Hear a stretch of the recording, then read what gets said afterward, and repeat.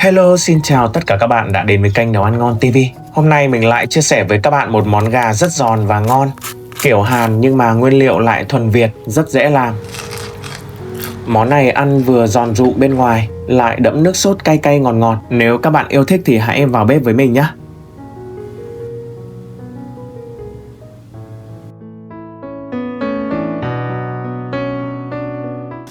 Hôm nay thì mình đang có sẵn ở đây là 550g phần má đùi gà rút xương và mình cũng đã lọc bỏ phần da rồi.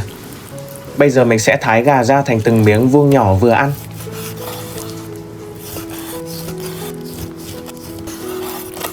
Kích cỡ gần giống với làm bò lúc lắc vậy đó.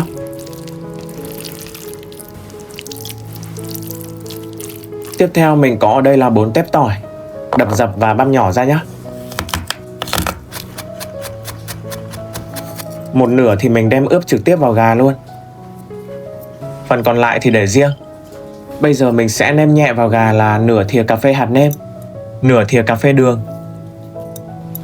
một thìa canh nước tương hay còn gọi là xì dầu,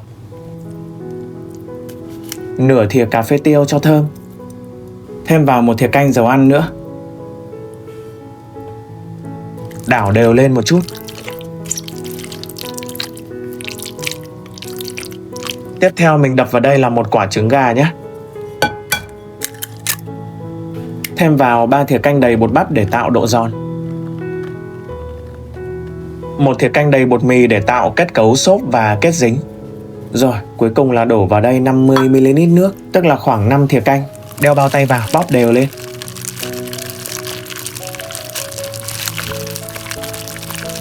Mình để ướp gà khoảng 10 đến 15 phút nha. Trong khi đó mình pha phần nước sốt cay ngọt, bao gồm là 4 thìa canh tương ớt, 2 thìa canh tương cà chua, thêm vào 2 thìa canh đường, 2 thìa canh nước tương. Cuối cùng mình thêm vào 50ml nước. Rồi trộn đều lên.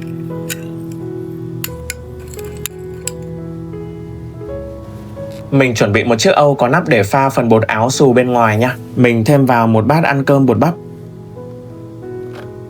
1/3 bát bột mì, tỷ lệ bột bắp vẫn là gấp 3 lần bột mì nha. Sau đó thì đảo đều. Tiếp theo mình lấy từng miếng thịt gà đặt vào cho kín bề mặt.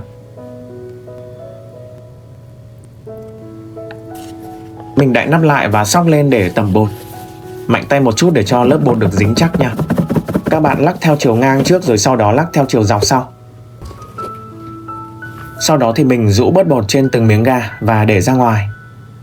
Lưu ý là mình sẽ không bỏ vào chiên luôn nha, mà sẽ để ra ngoài khoảng một vài phút để cho lớp bột có kết cấu chắc hơn. Đó, mình xóc lên như vậy thì miếng gà tạo thành một lớp vỏ xù rất là đẹp. Mình chuẩn bị một chiếc chảo sâu lòng để chiên gà, cho nhiều dầu ăn một chút.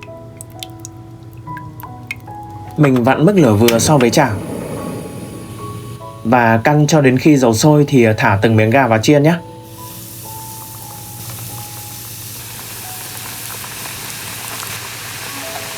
Do trong phần bột có trứng nên là sẽ tạo thành những cái bong bóng như vậy khi chiên, nhưng không ảnh hưởng gì đâu, chỉ hơi khó nhìn một chút thôi.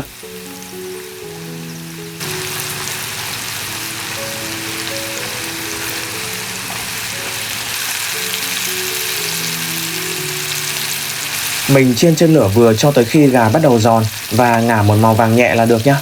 Đâu đó khoảng tầm 7 đến 8 phút. Các bạn không nên chiên vàng quá vì phần thịt bên trong sẽ bị khô không ngon.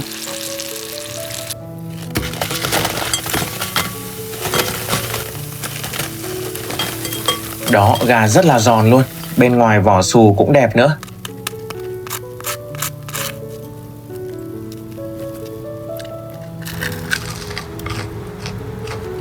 Bên trong phần thịt vẫn mềm ẩm và không bị khô.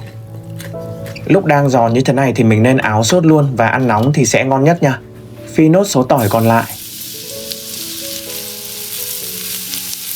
Sau đó mình đổ cái phần nước sốt đã pha vào. Các bạn đảo cho tới khi sôi lăn tăn thì hạ nhỏ lửa. Mình thêm vào một chút bột bắp hòa cùng với nước để tạo cái độ sệt. Đó, sệt như thế này là được nha. Cuối cùng thêm toàn bộ số gà vào. Đảo nhanh tay khoảng 10 giây và cho ra ngoài nhé.